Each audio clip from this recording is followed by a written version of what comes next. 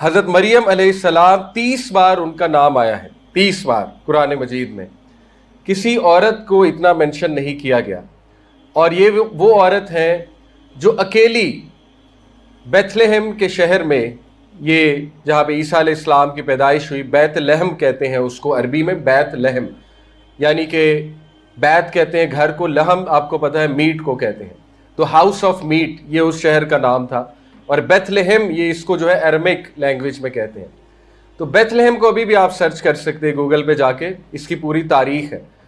तो ये वो खातून है, अजीम खातून, जो अकेली एक दरख्त के नीचे ईसा अलैहिस्सलाम को बर्थ दे रही थी और बहुत ही मुश्किल कठिन टाइम से गुजरी थी।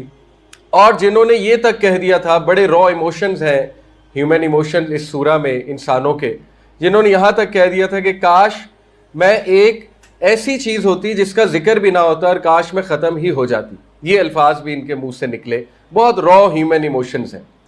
लेकिन इन्हें क्या पता था कि अल्लाह रब्बुल आलमीन इनको इतना दर्जा देगा, इतना दर्जा देगा कि ये दुनिया में सबसे ज़्यादा बात की जाने वाली खातून बन जाएंगी। यानी दिस इज़ अमेजिंग। कैसी कैसी मिसालें अल्लाह रब्बुल आलमीन कुरान में पेश करते हैं।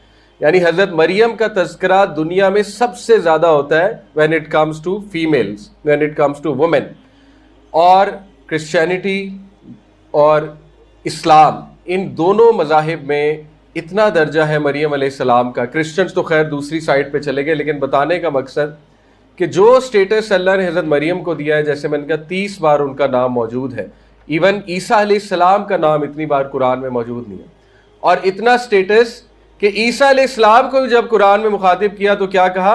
ईसा इब्नु मरियम। अल्लाह अकबर। इतनी मोहब्बत और इतना मेंशन मरियम अलैहिस्सलाम का। तो दिस इज़ हाउ अल्लाह रब्बुल आलमीन कॉम्पनसेट्स। अगर अल्लाह किसी मुश्किल से गुजारता है, अगर अल्लाह रब्बुल आलमीन कोई आजमाइश लेता है, तो रेस्ट एश्योर्ड अल्लाह अशकूर है। अशकूर यानी मोस्ट अप्रिशिएटिव।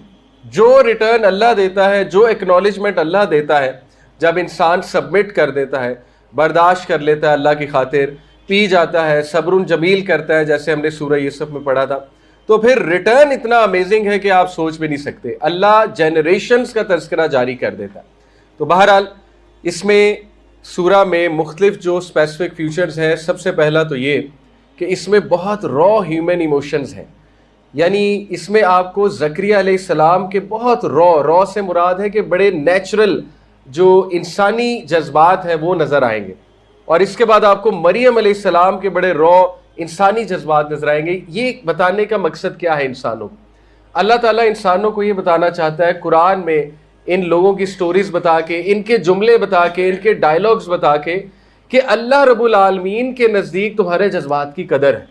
ये है मकसद बताना। और अल्लाह रब्बुल आलमीन सुनता है। और कभी कभी इंसान कुछ ऐसा जुमला भी कह देता है जो नॉर्मली वो शायद ना कहे, तो अल्लाह रब्बुल आलमीन कदर करता है इवन उन जुमलों की भी। अल्लाह को पता है इंसान किस मुश्किल से गुजरता है।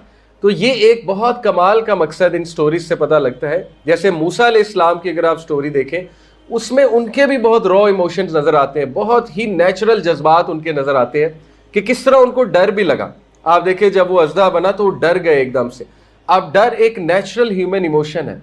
जो इंसान डरता है वो नेचुरल एक्ट कर रहा है। इसी तरह आप देखें मूसा अलैहिस्सलाम वो गुस्से भी होते थे, उन्हें गुस्सा भी चढ़ा। ये भी अल्लाह ने बाकायदा मेंशन किया कि उन्हें जब गुस्सा चढ़ा, वो जब नीचे उतरे कोहे तूर से, तो गुस्से का भी मेंशन है।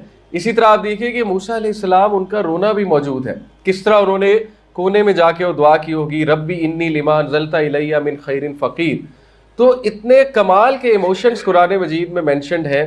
इससे अल्लाह ताला हमें ये बावर कराता है कि जज्बात मैंने बनाए और मैं तुम्हारे एक एक जज्बे को जानता हूँ, जो तुम्हारे दिलों में है, जो तुम्हारे दिमागों में है, जो तुम अकेले में रोते हो, आंसू बहाते हो, स्ट्रगल करते हो, एक एक चीज़ की कदर है। तो एक तो वो जज्बात मैं आपके सामने इंशाल्लाह रखूँगा कुछ देर में। दूसरा एक और स्पेसिफिक फीचर इस सूरा का वो ये है कि इस सूरा में हमें अल्लाह रब्बुल आलमीन की कुदरत और उसका कमाल नज़र आता है कि जिनको अल्लाह इज़्ज़त देना चाहे, जिनका स्टेटस अल्लाह बढ़ाना चाहे, पूरी दुनिया जमा हो जाए उस स्टेटस को रोकने के लिए, रोक नहीं सकती। यानी मरियम अलैहिस्सलाम को कोई कसर उस कौम ने, उन बदबख्तों ने नहीं छोड़ी इल्ज़ाम लगाने की। और बहुत घिनौना इल्ज़ाम लगाया था, बहुत बड़ा इल्ज़ाम था मरियम अलैहिस्सलाम पर नाउज़ बिल्लाह बदकारी का इल्ज़ाम था। और इसी तरह ईसा अलैहिस्सलाम कोई कसर उन्होंने नहीं छोड़ी। ईसा अलैहिस्सलाम के जानी दुश्मन हो गए, उस दौर के किंग को बहुत ज़्यादा वर्गलाया कि ईसा अलैहिस्सलाम को मारो।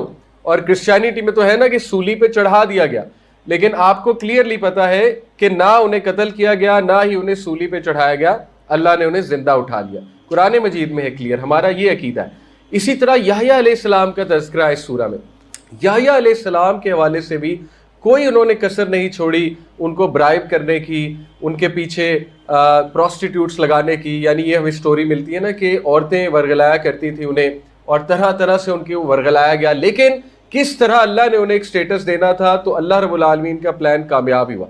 इसी तरह ज़करिया अलैहिस्सलाम, औलाद नहीं थी, बुढ़ापे में थे, बीवी बाज थी, लेकिन किस तरह अल्लाह सुब्हानहू तआला ने उनका स्टेटस रेज किया और एक ऐसा बेटा दिया याह्या, जो आज तक दुनिया में ये नाम किसी को नहीं दिया गया। इसी सूरा में अल्लाह कह रहे हैं ना कि हम आपको एक बेटे की बिशारत देते हैं और ये नाम इनसे पहले किसी को नहीं मिला, याह्या। ये बेसिकली हयात से निकला है, जिंदगी से, ठीक है। एनीवे, तो एक तो इस सूरा में हमें ये भी पता लगता है कि अल्लाह जब चाहे किसी का स्टेटस बढ़ाना तो अल्लाह को कोई नहीं रोक सकता, और अल्लाह अपने मोहसिनीन नेक बंदों का स्टेटस रेज करता है, हो ही नहीं सकता ना करे।